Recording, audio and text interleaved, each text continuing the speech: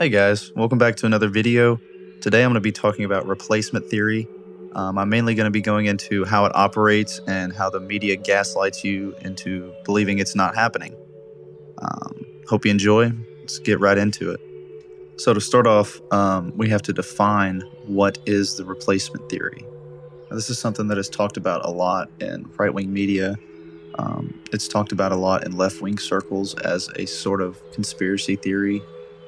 You can already kind of see this with the way that Wikipedia defines this. They already define it as a conspiracy theory, and I'll read this to you.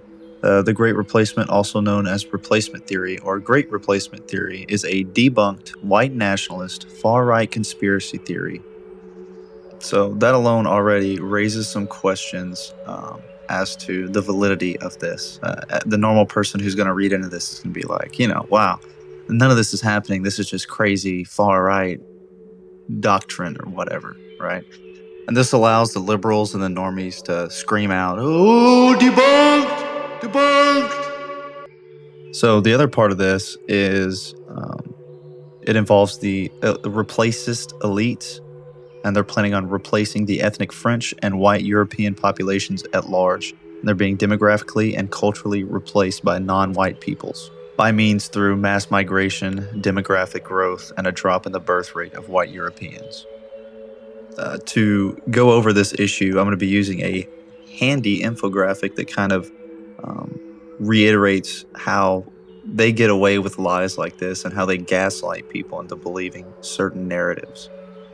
For this Wikipedia definition, this is where we are, right? It's not happening, and it's a right-wing conspiracy theory. It adds no validity to any of the concerns that may be raised by this sort of theory.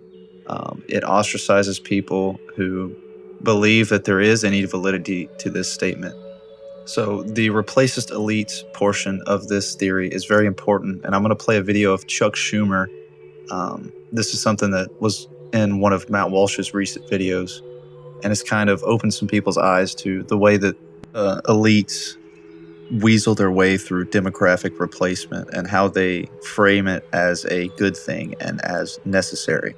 So here's the clip. We're short of workers. We have a population that is not reproducing it on its own with the same level that it used to.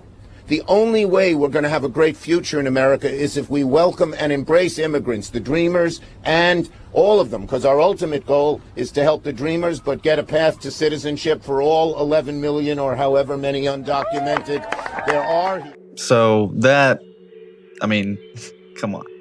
It's very important to know that him saying 11 million or however many there are here, they're telling us there's 11 million people here, which I don't believe anymore. I think, quite frankly, it's more than that. If that's what they're telling us, then the situation's far worse than what they let on. And with that being said, the fact that their solution to declining birth rates and all of the problems that we're facing, demographic changes, is to import more people to replace their native population instead of fixing the economy, fixing the housing market, making it more affordable to have kids. There's a plethora of things that you can do to help out young people who want to have kids, people like me who want to have kids and settle down and start a family and cultivate a family. They make it that is the only solution to this issue, which is absurd and ridiculous. Now, if Chuck Schumer would have gone up there and said, we're trying to make it more affordable for young people to have kids, we're trying to make the American dream come back to our youth, we're trying to make sure Gen Z is able to have a future for the most part. I would have been supportive of that message. But this is obviously not in the best interest of young Americans. So for Chuck Schumer's little monologue about replacement, this is where we are on this graph. It is happening and it's good. It's good because our population isn't having kids, and our population isn't able to maintain the workforce, and our population isn't able to maintain our welfare state to prop up older folks. Therefore, it is necessary to import a large amount of people to essentially replace what is lost. So what happens if we have to import a bunch of people? What if this is the only way to fix the demographic issue? What would this look like? So for this graph, this is Canadian migration or immigration to Canada. And you can see here in the recent years, it has really spiked a lot. There have been many Pakistanis, Indians, and other Muslims that have moved into the country. Now, the reason I bring this up is because I'm not concerned with just the United States. I'm concerned with the West as a whole. In the UK, they're experiencing a similar situation where you have a mass influx of immigrants that have come in and essentially begged that society be changed to their viewpoint, right? And you don't. The craziest part about it is you don't have white people or Europeans that move to Pakistan or India or any other country, non-white country, and demand that their culture be changed to that of European standards. As a matter of fact, if that happened, that would be considered colonization, which is a cardinal sin in modern liberalism. In my opinion, the main consequence of mass immigration is the watering down of the native culture and native values. So, for example, in the UK, having imported a large amount of people from Muslim countries has led to a direct conflict and confrontation between Western values and traditional Islamic values. So I included this article. This is an article by fullfact.org. This is a nonprofit in Britain.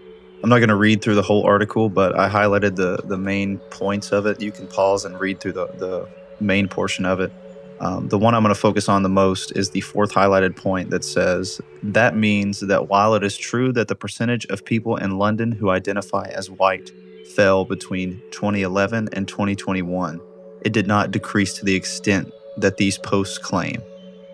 This article is a great example of it might be happening on our infograph chart. White Brits might be getting replaced, but it is not to the extent that people think it is. So it's not really that bad. And he's in town, all right? And this is a tool that's often used by the media to downplay the negative effects of their globalist liberalism project that they have going on. So the main consequence, like I said, that I'm concerned with is the watering down of culture and the way that the culture will change. And I think people underestimate how much culture plays into societal stability.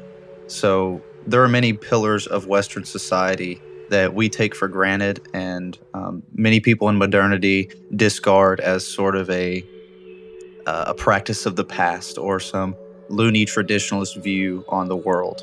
And somewhere along the way, it seems Westerners were duped into believing that our past and our history was uniquely violent and bloody, and that we should be ashamed of what our forefathers accomplished and what terrible acts they committed. This viewpoint in of itself has made Westerners want to distance themselves from Western civilization, and many on the left want to see the fall of Western civilization as a whole. What better way to do that than to replace the population of the West, than to replace the core values and the core tenets of Western civilization? Now, the last piece of media that I'm going to include is another video of Chuck Schumer, and this is him talking about the Great Replacement Theory and how it is dangerous, and you can't even talk about it because it's poison to the mind. So here you go. Here's the clip. It is dangerous and a deeply anti-American worldview. It is poisoning minds, people's minds, who spend hours wandering the darkest wastelands of the internet. And let's be clear, it's a message that has also found a special home in several right-wing outlets, and on one cable news channel in particular, Fox News. In a craven quest for viewers and ratings, organizations like Fox News have spent years perfecting the craft of stoking cultural grievance and political resentment. So, opposed to his video earlier and his monologue earlier, where he admitted that it is happening and it's a good thing that it's happening because we have to replace our population to keep up with the rest of the world and keep up our GDP. In this one, he claims that it's not happening. And if you think that it's happening, you're crazy and you're a right-wing conspiracy theorist. and you're dangerous. So my point and what I want you to take away from this video is the fact that pretty much everybody understands that this is happening to a certain extent. I'll use anecdotal evidence. I live in a rural area, and I can go to the gas station and there's multiple different languages being spoken at my gas station in the United States of America, in rural America.